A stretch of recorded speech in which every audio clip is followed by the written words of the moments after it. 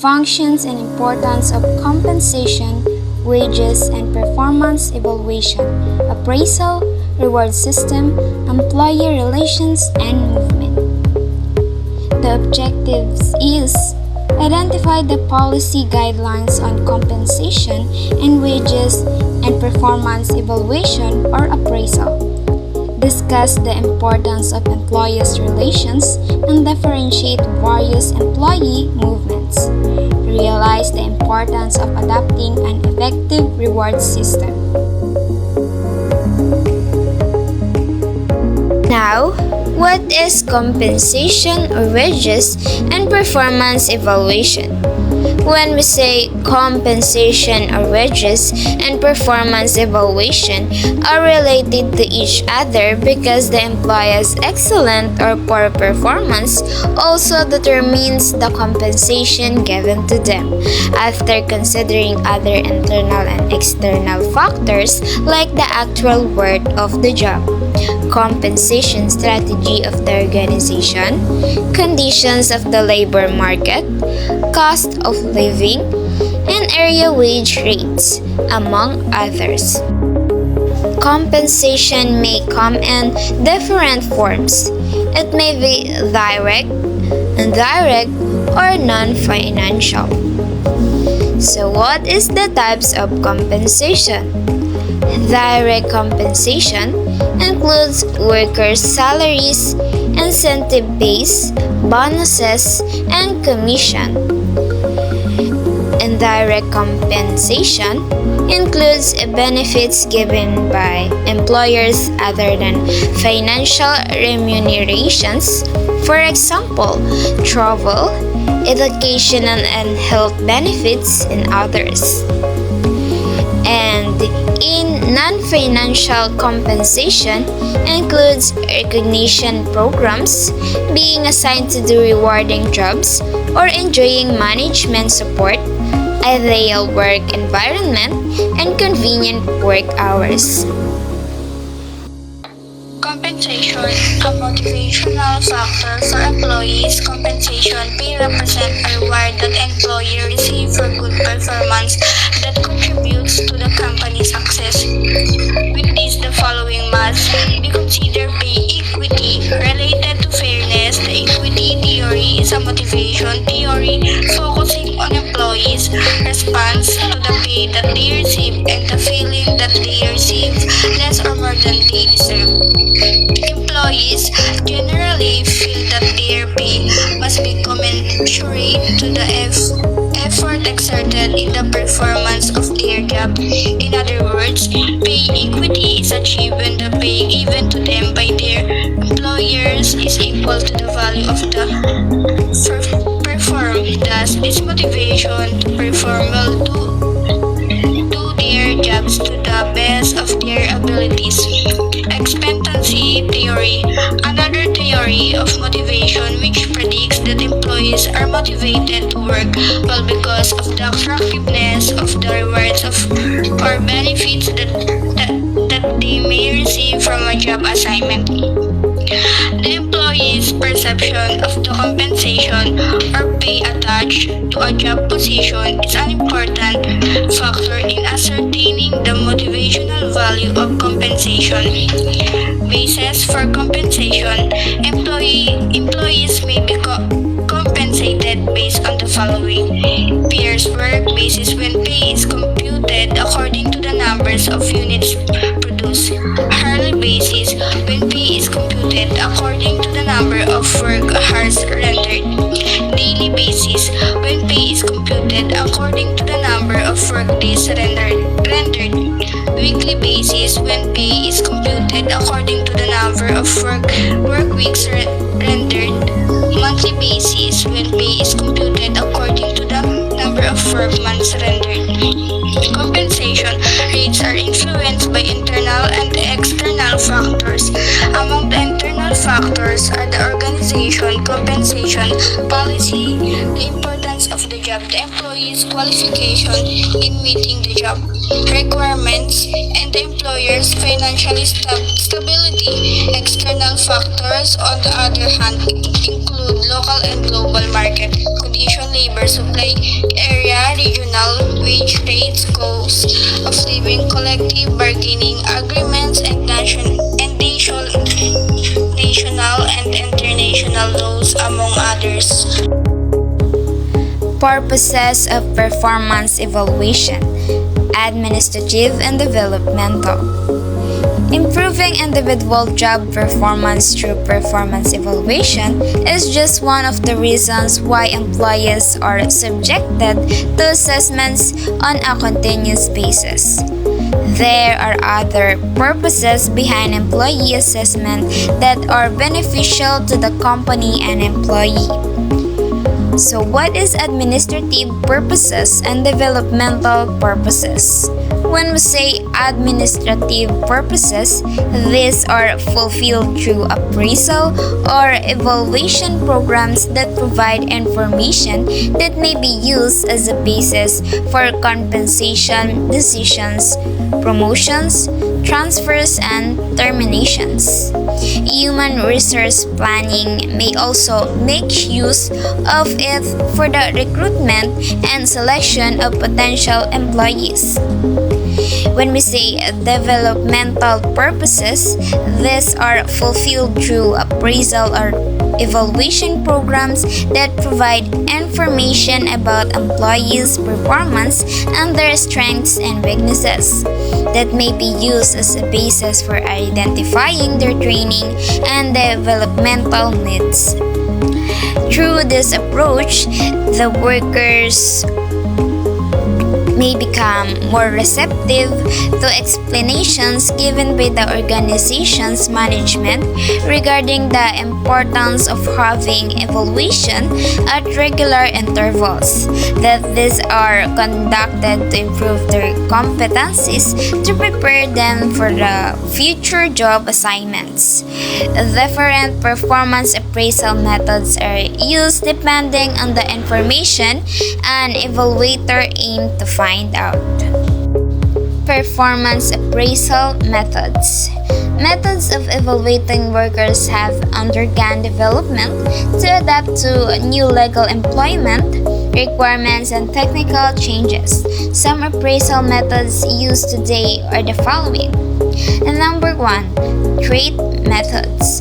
Performance evaluation method designed to find out if the employee possesses important work characteristics such as conscientiousness, creativity, emotional stability, and others. And number 2, graphic rating skills. Performance appraisal method where each characteristic to be evaluated is represented by a scale on which the evaluator or rater indicates the degree to which an employee possesses that characteristic. Number 3, forced choice method. Performance evaluation that requires the rater to choose from two statements purposely designed to distinguish between positive or negative performance. For example, work seriously, work fast, shows leadership, has initiative. And number 4, behaviorally anchored rating scale or bars. A behavioral approach to performance appraisal that includes 5 to 10 vertical scales, one for each important strategy for doing the job and numbered according to its importance. And lastly, number 5, behavior observation scale or BOSS. A behavioral approach to performance appraisal that measures the frequency of observed behavior. Advantages of performance appraisal. It is said that performance appraisal is an investment for the company, which can be justified by the following advantages. Enriquez 2016. promotion. Performance appraisal helps the supervisors to chalk out the promotion programs for efficient employees. In this regard, inefficient workers can be dismissed or demoted in case. Compensation. Performance appraisal helps in chalking out compensation packages for employees. Merit rating is possible through performance appraisal. Performance appraisal tries to give worth to performance. Compensation. Packages which include bonuses, high salary rates, extra benefits, allowances, and prerequisites are dependent on performance appraisal. The criteria should be merit rather than seniority. Employees development. The systematic procedure of performance appraisal helps the supervisors to frame training policies and programs. It contributes to analyzing the strengths and weaknesses of employees so that new jobs can be designed for efficient employees. It also helps in framing future development programs. Selection validation. Performance appraisal helps the supervisors to understand the validity and importance of the selection procedure. The supervisors come to know the validity and thereby the strengths, the weaknesses of the selection procedure. Future changes in selection methods can be made in this regard. Motivation. Performance appraisal serves as a motivation tool through evaluating the performance of employees. A person's efficiency can be determined if the targets are achieved.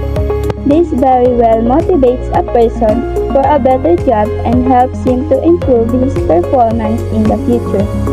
Why some evaluation programs fail performance appraisals, such as manager, supervisor appraisal, self-appraisal, subordinate appraisal, customer appraisal, peer appraisal, team appraisal, or 360-degree appraisal may sometimes fail due to various reasons including the following.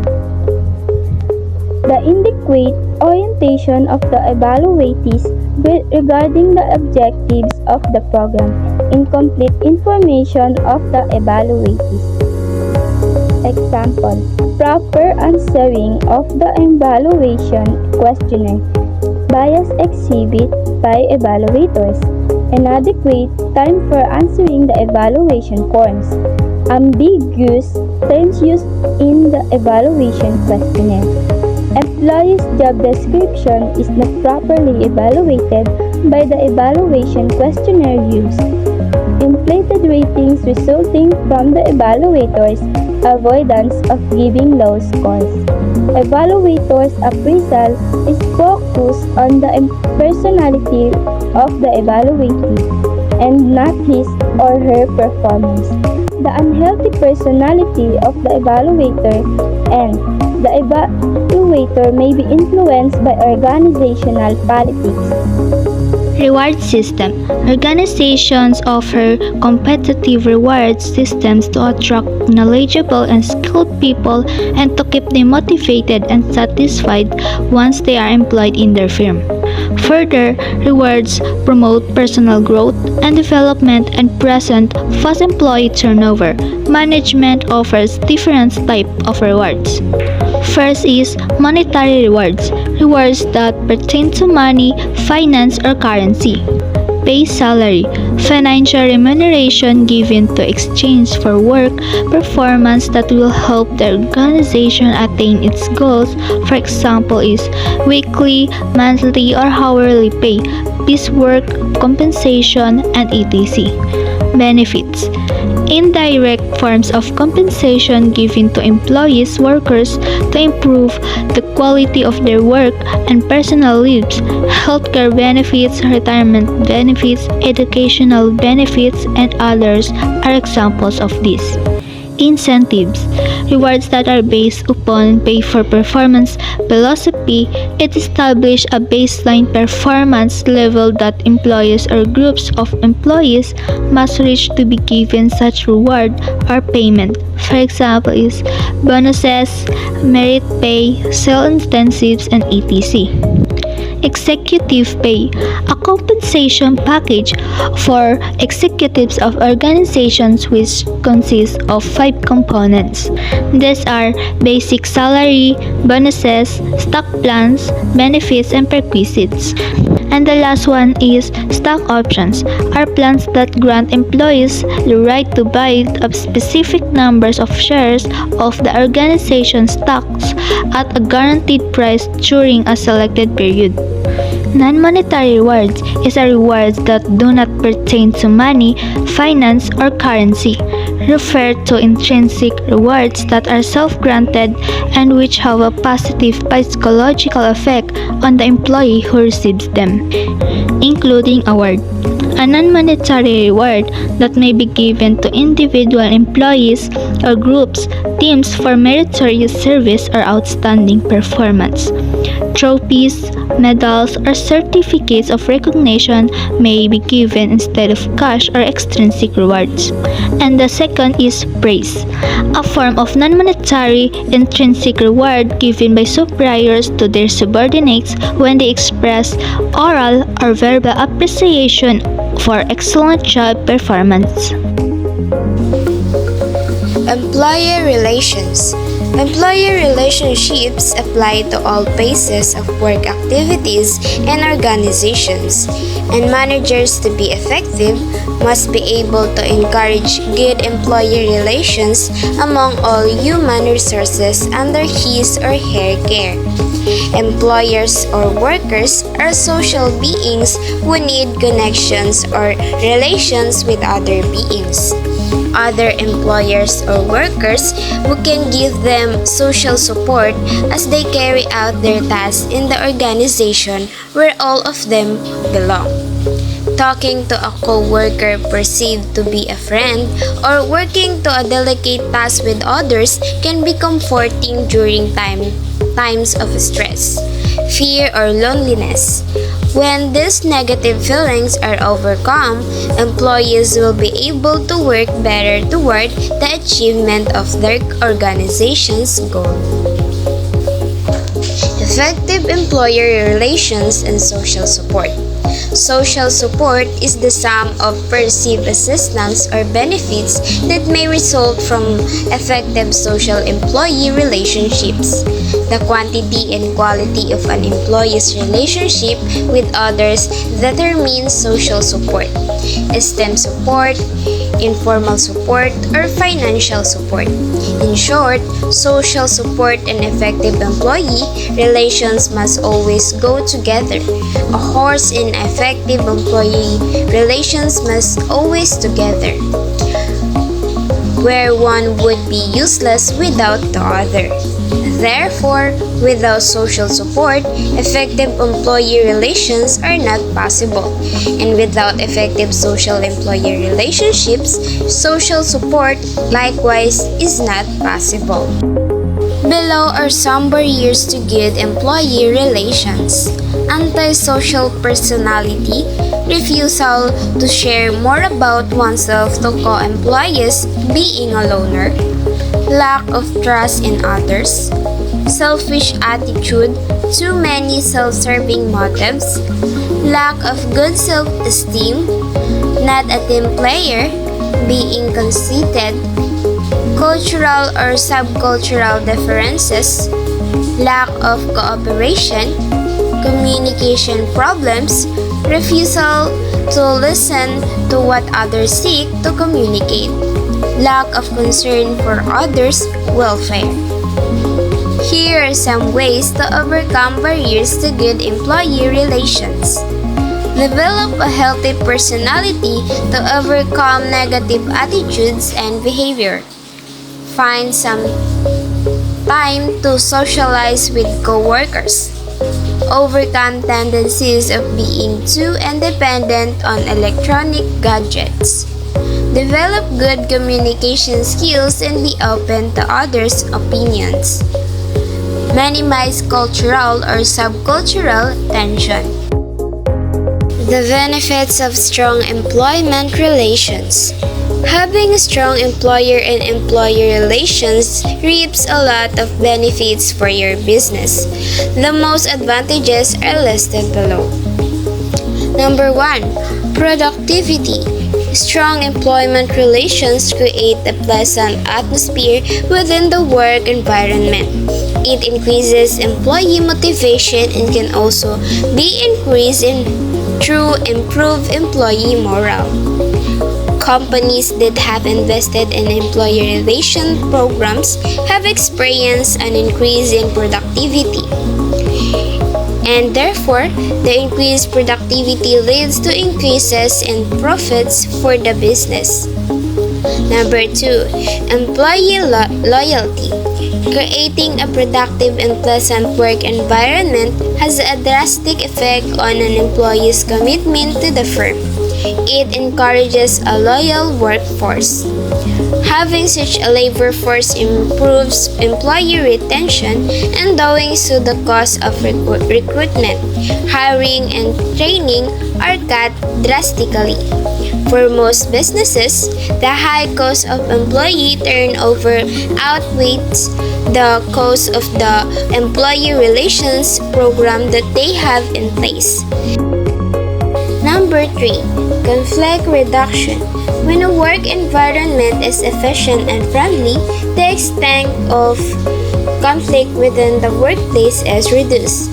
Fewer conflict results in the employees being to concentrate on the task at hand, and they are therefore more productive.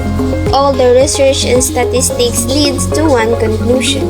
A happy workforce is a productive workforce creating a sound and efficient work environment with excellent management, and a strong employer or employee relation can be the vital key to any business's success or failure. So we have 3 types of employees.